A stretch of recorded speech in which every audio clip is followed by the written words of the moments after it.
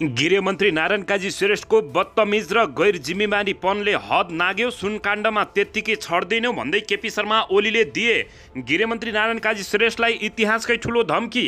नारायण काजी श्रेष्ठको प्रश्न, दोषी नेता, व्यवसायी वा कर्मचारीलाई कारबाही नगरेर के निमुखा जनतालाई कारबाही गर्ने त?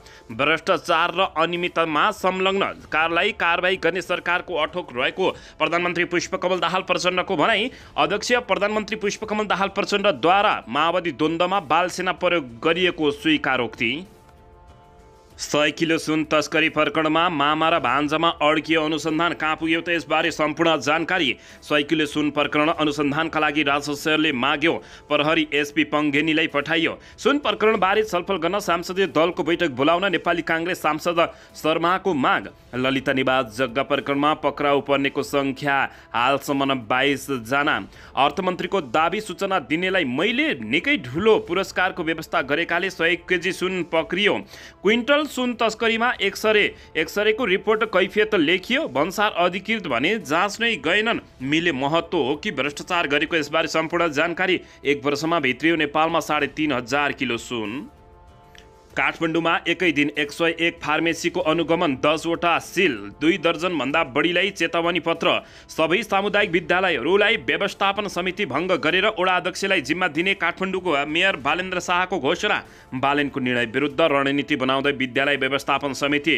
प्रधानमन्त्री पुष्पकमल दाहाल प्रचण्डले गरे निकै ठुलो घोषणा। आखिर फेरि अर्को काण्ड खुल्दै, देउबालाई गगन कुमार थापाको सन्देश एकलौटी निर्णयको भारी बोक्दैन। आर्जु देउबालाई गगन कुमार थापाको कटाक्ष, एनजिओको अनुभव मसँग छैन, यो कार्यकर्ताको विश लिस्ट हो र सुनको मालिक सार्वजनिक गर भन्दै काठमाडौँमा भीषण प्रदर्शन। काङ्ग्रेसलाई जानकारी गराएरै समाजवादी मोर्चा बनाइएको हो। प्रधानमन्त्री प्रचण्डलाई आशंका नगरौँ भन्दै नेपाली काङ्ग्रेसका उपसभापति पूर्णबहादुर खड्काको दाबी। कर्णालीलाई गलत राजनीतिकले पछाडि पार्यो, राष्ट्रपालले राष्ट्रिय मुद्दा बनाउने रवि लामिछानेको भनाई। अब हेर्नुहोस् पुरा समाचार। दर्शकबिन नमस्कार, तपाईहरू यति बेला युवा नेपाली युट्युब च्यानल हेर्दै हुनुहुन्छ। दर्शकबिन, यदि हाम्रो च्यानल युवा नेपालीसँग जे पनि सब्सक्राइब गरेर जोडिनु भएको छैन भने सब्सक्राइब गरी जोडिनुहोला, साथै सँगै रहेको बेल आइकनलाई दबाउन पनि नभुल्नुहोला। दर्शक महानुभावहरू, तपाईहरूले हामीलाई कहाँदेखि हेर्दै हुनुहुन्छ? देशदेखि हेर्दै हुनुहुन्छ या विदेशदेखि हेर्दै हुनुहुन्छ? दर्शकबिन, यदि तपाईहरूले हामीलाई रेगुलर हेर्नुहुन्छ भने रेगुलर र पहिलोपटक हेर्दै हुनुहुन्छ भने पहिलोपटक भनी कमेन्ट बक्समा गई कमेन्ट गरी हाम्रो मेहनतको लागि एउटा सानो लाइक गर्न पनि नभुल्नुहोला। आउनुहोस् दर्शक महानुभावहरू, आजको पहिलो तथा प्रमुख खबरतर्फ लागौँ। दर्शकबिन, पछिल्लो समय भ्रष्टाचारीहरूलाई जेल कोस्न सफल गृहमन्त्री नारायण काजी श्रेष्ठलाई पूर्व प्रधानमन्त्री केपी शर्मा ओलीले बदतमिजको हद पार गरेको आरोप लगाएका छन्। गृहमन्त्रीको बदतमिज र गैर जिम्मेवारीपनले हद नाग्यो, सुनकाण्डमा त्यत्तिकै छाड्दिने भन्दै पूर्व प्रधानमन्त्री केपी शर्मा ओलीले कडा चेतावनी दिएका छन्।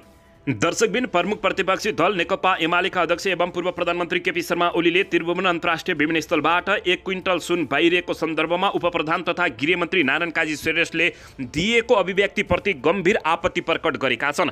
उनले गृह मन्त्रालयको बदतमिज र गृहमन्त्री नारायण काजी श्रेष्ठ बदतमिज र गैर जिम्मेवारीले हद नागेको उल्लेख गर्दै कडा चेतावनी दिएका हुन्। कम्बोडिया भ्रमणबाट फर्केका अध्यक्ष केपी शर्मा ओलीले सोमबार राति त्रिभुवन अन्तर्राष्ट्रिय विमानस्थलमा सञ्चारकर्मीहरूसँग गृहमन्त्रीले दिएको अभिव्यक्ति र उनको कार्यशैलीमाथि टिप्पणी गरेका छन्। नारायण काजी श्रेष्ठ गृहमन्त्री हुनुहुन्छ, उहाँले एयरपोर्टमा सेक्युरिटी बन्दोबस्त गर्नु भएको छ कि छैन प्रश्न गरेका छन्। एयरपोर्टमा सेक्युरिटी गर्ने काम उहाँको हो कि होइन? यहाँको आउने जानेको निरीक्षण गर्ने काम कसको हो? उनको हो कि होइन? उनले प्रश्न गरेका छन्। अध्यक्ष ओलीले भने, अनि क्विन्टल सुन बाहिर जान्छ। गृहमन्त्री कोर्टको गाला र टालाको मालामा काँक्रोको बिया टाँस्दै हुनुहुन्छ। यो अत्यन्तै अनैतिक क्रियाकलाप हो। गृहमन्त्रीको क्रियाकलाप गैर जिम्मेवारी छ। अब गृहमन्त्री भएर यस्ता खालका गैर जिम्मेवारी कुरा गरेर हिँड्ने उनले चेतावनी दिएका छन्। गृहमन्त्री श्रेष्ठले सुन पक्राउ गरेपछि विमानस्थल भन्सार र अध्यागमनको निरीक्षण गर्ने क्रममा बालुवाटा र बालकोट प्रति सङ्केत गर्दै कुनै पनि टार, कोट र पार्टीले पनि यसको छानबिन रोक्न नसक्ने समेत चेतावनी दिएका थिए।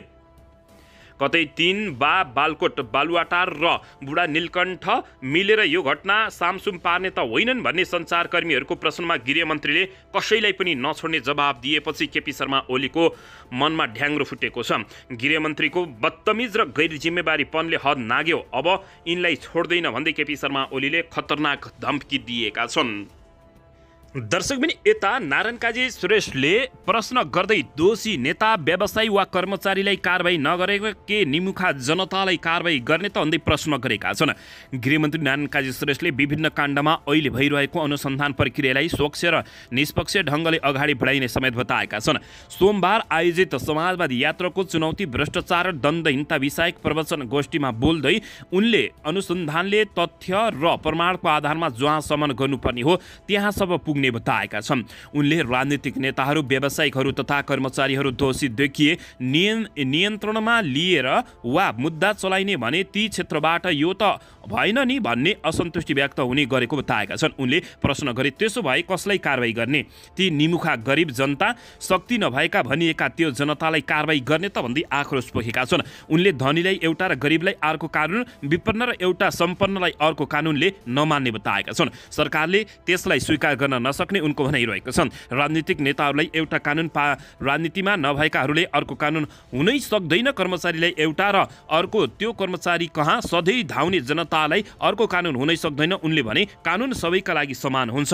कानुन सबैका लागि समान भए मात्रै सुशासनद्वारा समृद्धको यात्रालाई अगाडि बढाउने महत्त्वपूर्ण आधार तयार पार्न सकिने गृहमन्त्री नारायण काजी श्रेष्ठले बताएका छन्। उनले अहिले भइरहेका अनुसन्धान त्यहाँसम्म किन नपुगेको, अरूलाई कारबाही के गरे हुन्थ्यो तर यसलाई त गर्नु भएन भन्ने खालका विषय उठेको गरेको बताएका छन्। उनले भने केहीलाई तान्नुपर्नेलाई तान्ने भन्ने छ। यसमा मेरो मान्यता के हो भने तपाईँहरूको मनले ठानेर वा तथ्य नै पनि होला तर त्यसको प्रमाण नभइकन राज्य र सरकारले केही गर्न सक्दैन, ब्याकफायर हुन सक्दैन उनले बताएका छन्। त्यसैले जनता नेता सबै एउटै हुन्, सबैलाई कारबाही हुन्छ उनले बताएका छन्। दर्शक महानुभावहरू, यसैबीच यता प्रधानमन्त्री पुष्पकमल दाहाल प्रचण्डद्वारा द्वन्द्वमा बालसेना प्रयोग गरेको घुमौरो पारमा स्वीकारोक्ति गरेका छन्। दर्शकबिन अध्यक्ष पुष्पकमल दाहाल प्रचण्डद्वारा माओवादी द्वन्द्वमा बालसेना प्रयोग गरिएको घुमौरो पारामा स्वीकारोक्ति गरेका हुन्। दाहालले आफ्नो नेतृत्वमा भएको दशक लामो सशस्त्र द्वन्द्व बालसेनामा प्रयोग भएको तथ्यलाई अस्वीकार गरेका छैनन्। महानिर्देशकको कार्यालय मार्फत सर्वोच्च अदालतमा बुझाएको लिखित जवाफमा दाहालले बालसेना नभने पनि अयोग्य लडाकुको प्रयोग भएको स्वीकारोक्ति गरेका छन्। सम्बन्धनमा बताएका छन् नेपाल सरकारको बजेट भाषण तथा आर्थिक ऐनमै अयोग्य लडाकुलाई 2 लाख रुपियाँ राहत दिने व्यवस्था भएको लिखित जवाफ उनले बताएका छन्। दर्शक महानुभाव, यसबारे तपाईहरूले के भन्न चाहनुहुन्छ? प्रतिक्रिया दिन नभुल्नुहोला। दर्शकबिन यसैबीच यता नक्कली भुटानी शरणार्थी प्रकरणको जरो बिचैमा काटिएको राजेन्द्र पाण्डेले बताएका छन्। नेकपा एकीकृत समाजवादीका कार्यवाहक अध्यक्ष राजेन्द्र पाण्डेले भ्रष्टाचार वडा सदस्यको तहसम्म पुगिसकेको बताएका छन्। समाजवादी यात्राको चुनौती भ्रष्टाचार र दण्डहीनता विषयक विचार गोष्ठीलाई सम्बोधन गर्दै उनले भने हिजो प्रधानमन्त्री र मन्त्रीहरूको मताहत हुन्थ्यो होला, अहिले वडा सदस्यहरूसम्म पुगेको छ बताएका छन्। वडा अध्यक्षले योजना तोक्ने, वडा अध्यक्षको सालोले डोजर किन्ने, बजारमा 3000 प्रति घण्टाको डोजरलाई वडा अध्यक्षको सालोले चाहिँ 5100 लिने खालका यस्ता खालका घटनाहरू पनि सुरु भएको र भ्रष्टाचार नियन्त्रणको अभियान नै चलाउनु पर्ने बताउँदै उनले नक्कली भुटानी शरणार्थी प्रकरणलाई सदनमा पहिलोपटक आफूले उठाएको समेत दावी गरेका छन्। यसैबीच उनले नक्कली भुटानी शरणार्थी प्रकरणको जरो बीजबाटै काटिएको भन्दै चिन्ता व्यक्त समेत गरेका छन्। दर्शकबिन यसैबीच यता कोशीमा मुख्यमन्त्री नियुक्त विवादमा आज पूर्ण इजलासमा सुनाइ हुने भएको छ। कोशी प्रदेशमा उद्धव थापा नेतृत्वको सरकार गठन प्रक्रिया विरुद्ध परेका मुद्दामा आज सर्वोच्च अदालतको पूर्ण इजलास सुनाइ हुँदैछ। सभामुख बाबुराम गौतमको समेत मतमा उद्धव थापा मुख्यमन्त्री नियुक्त भएपछि पूर्व मुख्यमन्त्री हिक्मत बहादुर कुमार कार्कीले यो प्रतिक्रिया विरुद्ध सर्वोच्च अदालतमा मुद्दा दायर गरेका थिए। सोमबार न्यायाधीशहरू सुषमलता माथिमा र दिलप्रसाद सुरेशको इजलासमा जटिल कानुनी प्रश्न समावेश भएको भन्दै यो विवाद निरूपणका लागि पूर्ण इजलासमा पठाउने आदेश गरेको जानकारी प्राप्त भएको छ। दर्शकबिन यसैबीच एनसेलको 72 अर्बको केस अझै पनि हाल हुन नसक्नु आश्चर्यको विषय भएको नेत्रविक्रम चन्द विप्लवले बताएका छन्। नेपाल कम्युनिस्ट पार्टी नेकपाका महासचिव नेत्रविक्रम चन्द विप्लवले एनसेलको 72 अर्बको केस अझै पनि हल हुन नसक्नु आश्चर्यको विषय भएको बताएका छन्। सोमबार काठमाडौँमा पुष्पलालको 24औं स्मृति दिवसको अवसरमा आयोजित समाजवादी यात्राको चुनौती भ्रष्टाचार र दण्डहीनता विषयक प्रवचन गोष्ठीमा महासचिव विप्लवले सरकार भ्रष्टाचारको विरुद्धमा लडिरहेको र अब अझै लड्नुपर्ने उनले बताएका छन्। उनले भने मलाई के स्मरण भएको छ भने यदि हाम्रो पार्टीलाई प्रतिबन्ध लाग्नुभन्दा पहिला नारायण काजी श्रेष्ठजी गृहमन्त्री भएको भए सायद प्रतिबन्ध लाग्दैन थियो होला, किनकि हामीले कारबाही गरेको एनसेललाई हो। यो कुरा उहाँलाई थाहा थियो। एनसेलमा 72.5 अर्बको भ्रष्टाचारको केस छ, त्यो अहिले पनि हल भएको देख्दिनँ। महासचिव विप्लवले सरकारले भ्रष्टाचार विरुद्ध लडाईँ लड्नुपर्ने बताउँदै यो लडाईँमा सडकबाट नेकपाले जनतालाई एकीकृत गरेर साथ दिने समेत उनको भनाइरहेको छ। दर्शकबिन यसैबीच यता भ्रष्टाचार नियन्त्रण र सुशासनका लागि गगन थापाले देउबालाई 13 बुँदे लिखित धारणा बुझाएका छन्।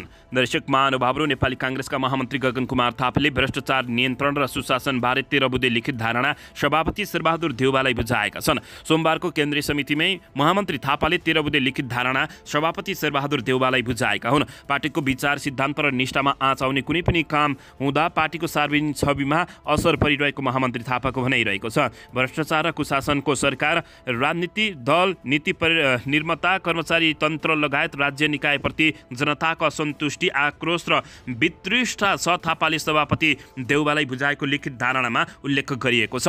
यस प्रवृत्ति विरुद्ध पछिल्ला दिनमा प्रतिशोध प्रारम्भ भएको छ, जुन जायज र स्वाभाविक पनि भएको उनले बताएका छन्।